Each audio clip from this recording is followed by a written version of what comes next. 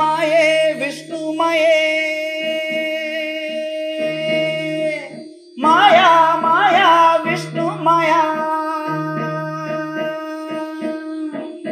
அண்ணா சுவாமி அழைக்கின்றாரே நம்ம அண்ணா சுவாமி அழைக்கின்றாரே.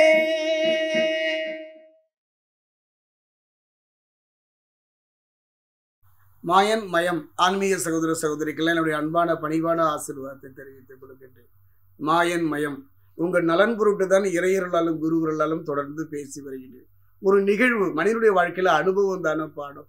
அந்த அனுபவம் தான் உன்னுடைய ஒரு நல்ல குருவுன்னு கூட சொல்லுவேன். அந்த வகையில் பார்க்கும்போது ஒரு அற்புதமான சக்தி, கலியுகத்தினுடைய ஒரு மிகப்பெரிய ஒரு சக்தியை பற்றி தான் நான் சொல்ல போகிறேன். ஒரு நம்பிக்கைங்க, கண்ணுக்கு தெரியாத இந்த சக்தியை தான் நம்ம கடவுள் என்று சொல்கிறோம். அப்படிப்பட்ட சக்தி சிலருடைய வாழ்வில் விளையாடி இருக்கின்றது. நம்பிக்கை தானே, அதைத்தான் சொன்னார் கண்ணதாசன். கண்ணிலே அன்பு இருந்தால் கல்லிலே தெய்வம் வரும் என்பதை போல ஒரு நிகழ்வு. அந்த நிகழ்வை எனக்கு ஒரு பெரியவர் சொன்னாருங்க, ஒரு நண்பர். அவர் வந்து வாழ்க்கையில் கடுமையான உயர்ந்த நிலையில செல்வாக்கோடு வாழ்ந்தவர். ஏதோ விதியோ வினையோ எல்லாம் இழந்த ஒரு நடுத்தெருவு நிற்கின்றார். இழந்ததை மீட்க முடியுமா என்று அவர் நினைத்து பார்க்கின்றார். கண்ணு கெட்டி தூரம் வரை யாரும் உதவி செய்வதற்கு இல்லை. கட்டிய மனைவியும் கடந்து விட்டால், பிள்ளைகளோடு நகர்ந்து விட்டார்கள். என்ன செய்வது என்று தெரிய முடியாத பொழுது அவர் மலையத்துவ தேசமாகிய அங்கு செல்கின்றார். அங்கு கலங்கி நிற்கின்ற பொழுது அவருடைய மனதிலே ஒரு நண்பர் தோன்றுகின்றார். அவர் மூலியமாக ஒரு அற்புதமான ஒரு தெய்வ சக்தியை பற்றி தெரிந்து கொள்கின்றார். அதாவது முடிவு எனக்கு இதுதானோ, இதுதான் என் முடிவோ என்று அந்த தெய்வத்தையே சரண் புகுந்து விடுகின்றார். அந்த தெய்வமும் ஒரு உக்கிரமான ஒரு தெய்வம் என்று மக்களால் வணங்கப்படுகிற ஒரு அற்புதமான சக்தி. சாத்தன் சேவை என்று சொல்வார்கள்.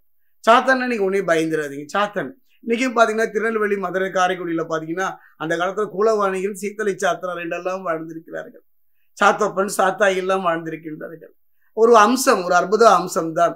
நாம் மறந்து விட்டதால் சிலர் அவர்கள் எடுத்துக்கிட்டாங்க. அப்படிப்பட்ட ஒரு தெய்வம் தான் சாத்தன். அது சிவனுடைய குழந்தை. அவரை பற்றி நான் நிறைய பேசியிருக்கேன். அந்த தெய்வத்தை பற்றி அவருக்கு எடுத்துரைக்கின்றார். கவலையே படாதீங்க, கண்கண்கி நிற்கும் பொழுது இவர் உனக்கு உதவியாக இருப்பார் என்று கூறுகின்றார். எல்லாம் இழந்த பிறகு இனி நமக்கு என்னங்க என்ற நம்பிக்கையோடு அவருடைய நினைவுகள் முழுவதுமே அந்த விஷ்ணு மாயா என்று சொல்லக்கூடிய அந்த தெய்வத்தையே நினைத்து நினைத்து உருகுகின்றார். இழந்ததை திரும்ப பெறுகின்றார். திரும்ப பெற்றது மட்டும் உறவெல்லாம் ஒற்றி திரும்பவும் உறவாட வருகின்றாலும் கூட அவர் தாமரை இலை தண்ணீராக அவர் தவிர்த்து தான் இருக்கின்றார்.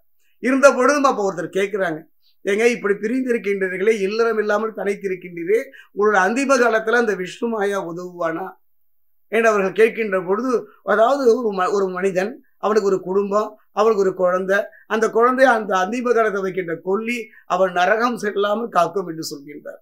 அவர் நான் இந்த பூமியிலேயே நரகத்தை பார்த்து விட்டேன், சொர்க்கம் என்று ஒன்றும் இல்லை, அதனை தேட வேண்டிய அவசியம் என்று கூறினாலும் கூட இருந்தாலும் ஒரு மனம் துருக்குறது அமைதியாக இருக்கும் பொழுது, சரி நம்ம இறந்துட்டோம், நம்ம இறப்புக்கு பிறகு நமக்கு யாரு கொல்லி வைப்பா என்று அவர் கலங்கித்தான் போகின்றார். இது நடந்த நிகழ்வு.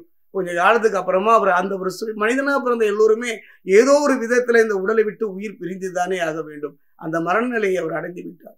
அப்போ அங்கே இருந்தவரெல்லாம் அவர் உடலை கொண்டு போய் அங்கே ஒரு நதி, அந்த நதி கோரையத்தில் அவர் ஒரு விறகு கட்டைகள் மத்தியில் படுக்க வைக்கின்றார்கள். அப்போ பார்த்தா யார் இவருக்கு கொல்லி வைப்பது? அந்த அக்னியை யார் பின்னவர்கள் தேய்த்து நிற்கின்ற பொழுது ஒரு குழந்தை, கருப்பாக ஒரு பார்த்தீங்கன்னா ஒரு 8 வயது குழந்தை அங்கேருந்து ஓடி வருகின்றார். அவனை பார்த்து அந்த கூட்டத்தை விலக்கி விட்டு அவர் நகர்ந்து நிற்கின்றார். என்ன எல்லாம் அலட்சியம் அப்படி நின்றுட்டு இருக்கீங்களே என்ன என்று கேட்கும் பொழுது, இவர் ஒரு அனாதை பிணமாக போய்விட்டார்.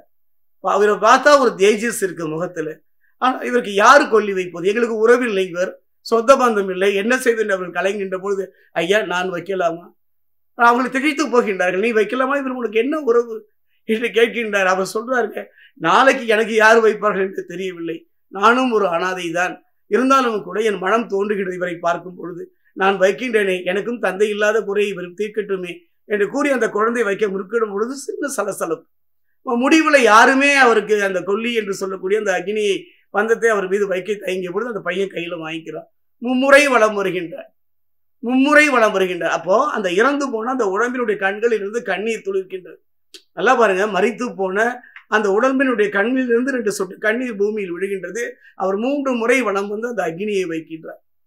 அவர் வாய் முணுமுணுக்கிறது, தன்னை எறியாமல் மாயா விஷ்ணு மாயா என்று. அந்த கொல்லி வைத்தவுடு அந்த பானையை உடைத்து விட்டு அந்த குழந்தை அந்த இடத்தை விட்டு நகர்கின்றது.